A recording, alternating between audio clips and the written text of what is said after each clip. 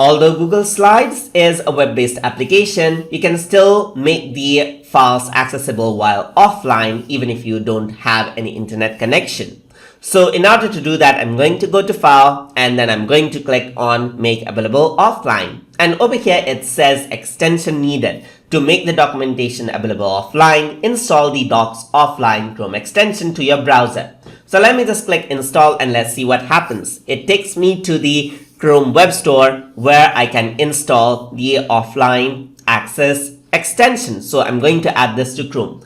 So this offline extension is compatible with Chrome and other Chromium-based browsers as well. So once you install it, what happens is that it gets installed. It says Google Docs Offline, as you can see right here. You can also pin it out right here. So you can see that there's Google Docs Offline.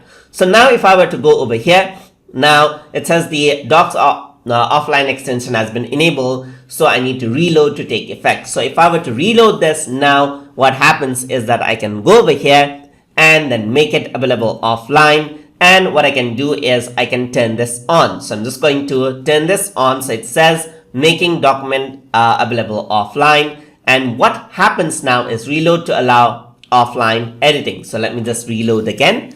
Now what happens is that this is saved to drive, plus this is saved on your computer memory. So even if you don't have an internet connection, you can still access this file without any problem. So similarly, you can go to slides.google.com right here, and any of the files you can just make it available offline. So you just simply go over here. Let's say, for example, you want to make this offline, click on this little tag right here, and then what happens is that it is available offline. And you see these check marks right here, which lets you know which documents are available offline.